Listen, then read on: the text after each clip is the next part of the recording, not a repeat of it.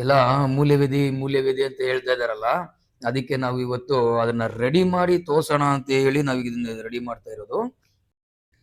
ನೋಡಿ, ಇದು ಅತಿಬಲ ಎಲೆ ಈ ರೀತಿ ಇರುತ್ತೆ. ಇದು ಅತಿಬಲ, ಓಕೆನಾ. ಇದು ಬಂದು ಜಯಂತಿ. ನೋಡಿ, ಇದರೊಂದು ಹೂವು ಇದೆ. ಹೂವು ಈ ರೀತಿ ಇರುತ್ತೆ. ನಾವು ಚಿಕ್ಕ ವಯಸ್ಸಲ್ಲೆಲ್ಲ ಇದನ್ನ ಆಟ ಆಡ್ತಾ ಇದ್ವಿ. ಈ ಥರ ಕಾಸು ಕೊಡ್ತೀಯ ಇಲ್ವಾ, ಇಲ್ಲ ನಿನ್ನ ತಲೆ ಕಟ್ ಅಂತ ಈ ರೀತಿ ಹಿಂಗೆ. ಸೊ ನಿಮ್ಗೆ ಅದು ಗುರ್ತಿಡಿಯಕ್ಕೆ ಇರಲಿ ಅಂತ ಒಂದು ಹೂವು ಅದು ಸಿಕ್ಕಿತ್ತು, ಅದಕ್ಕೆ ಹೇಳಿದೆ. ಇದು ಜಯಂತಿ. ಇದಕ್ಕೆ ಗಾಯದ ಸೊಪ್ಪು ಅಂತ ಕರೀತಾರೆ. ರೈತರೆಲ್ಲ ಹೊಲದಲ್ಲಿ ಏನಾದರೂ ಗಾಯ ಆದರೆ ಸೆನ್ಕೆಯಿಂದ ಆಗಲಿ, ಗುದಲಿಯಿಂದ ಆಗಲಿ, ಹಾರೆಯಿಂದ ಆಗಲಿ, ಅವಾಗ ಈ ಎಲೆನ ಕ್ರಷ್ ಮಾಡಿ ಇದನ್ನು ಗಾಯಕ್ಕೆ ಇಟ್ಬಿಟ್ರೆ ಅದು ಬೇಗ ಗಾಯ ಒಣಗೋಗ್ತಾ ಇತ್ತು ಆ ಗಿಡ. ಮತ್ತು ನೋಡಿ, ಇದು ಎದುರು ಉತ್ರೇಣಿ ಈ ರೀತಿ ಇರುತ್ತೆ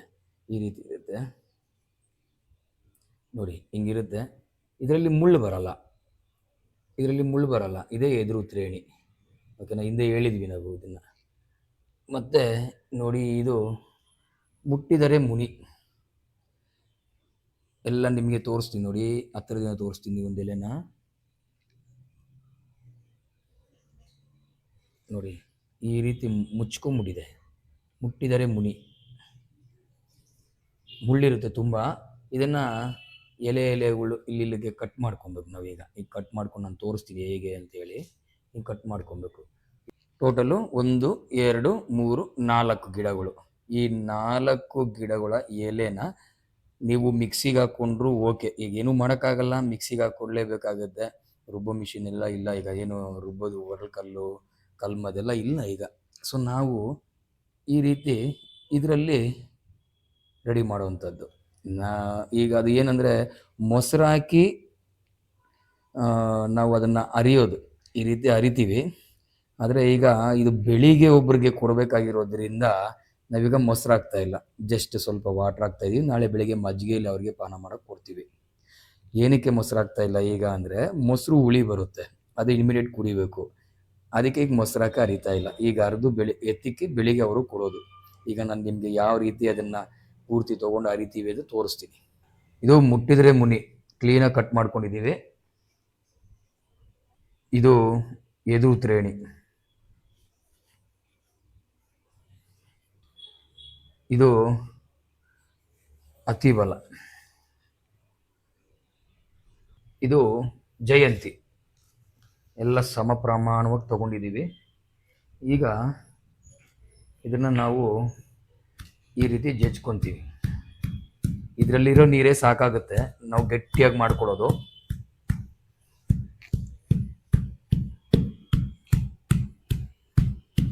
ಅದ್ಭುತವಾದ ರಾಮಬಾಣ ಪೈಲಿಸ್ಕೆ ಇದು.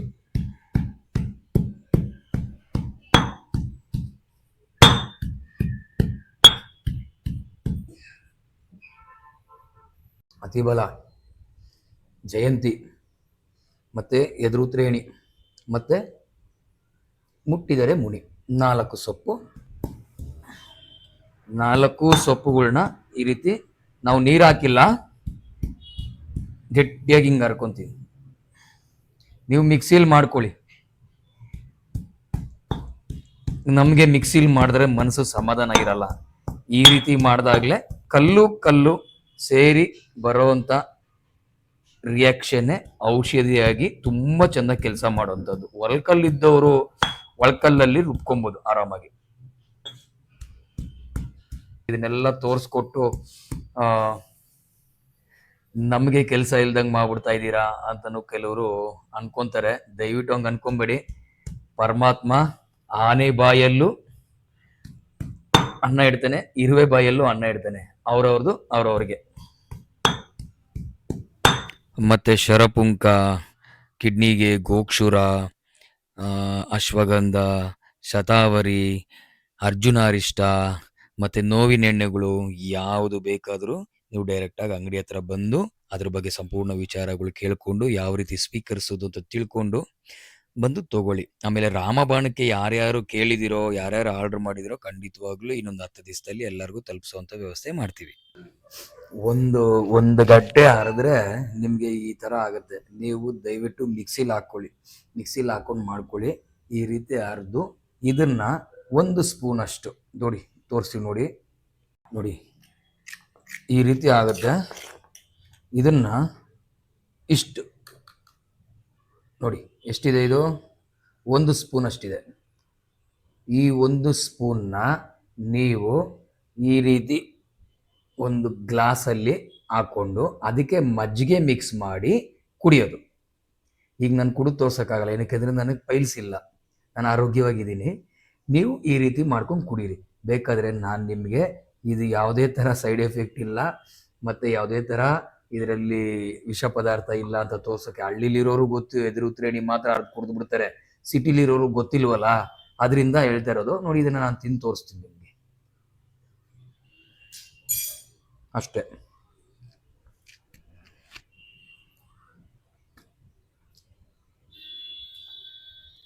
ಅತಿಬಲ, ಜಯಂತಿ ಮತ್ತು ಎದುರುತ್ರೇಣಿ ಮತ್ತು ಮುಟ್ಟಿದರೆ ಮುನಿ, 4 ಸೊಪ್ಪು.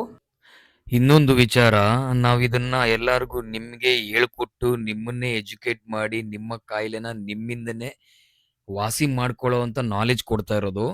ಆದರೆ ಕೆಲವರು ಕೇಳ್ತಾರೆ, ನನಗೆ ಆಗೋದೇ ಇಲ್ಲ, ನಾವು ಸಿಟಿಲಿ ಇರೋದ್ರಿಂದ, ಕೆಲಸಗಳಿರೋದ್ರಿಂದ, ಏನೋ ಒತ್ತಡಗಳಿರೋದ್ರಿಂದ ನಮಗೆ ಹುಡ್ಕೊಂಡ್ಬಂದು ಮಾಡ್ಕೊಳಕ್ಕಾಗಲ್ಲ ಅಂತ ಹೇಳ್ತಾರೆ.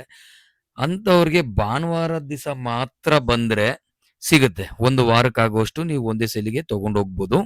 ಆದರೆ ಮುಂಚೆನೇ ನೀವು ಈ ಥರ ಬರ್ತೀವಿ ಭಾನುವಾರ ಅಂತ ಹೇಳಿದರೆ ಮಾತ್ರ ನಿಮ್ಗಾಗಿ ರೆಡಿ ಮಾಡಿರ್ತೀವಿ, ಬಂದು ತೊಗೊಂಡು ಹೋಗ್ಬೋದು. ಇದನ್ನ ಎತ್ತಿಕ್ ಬಿಡೋಣ. ನಾಳೆ ಪಾಪ ಬರ್ತಾ ಇದ್ದಾರೆ, ಅವ್ರಿಗೆ ಎತ್ತಿಕ್ ಬಿಡೋಣ. ಇದನ್ನ ತೋರಿಸಿ, ಇದನ್ನ ನೋಡಿ ಹಿಂಗೆ ಎಷ್ಟು ಚೆನ್ನಾಗಿದೆ ನೋಡಿ.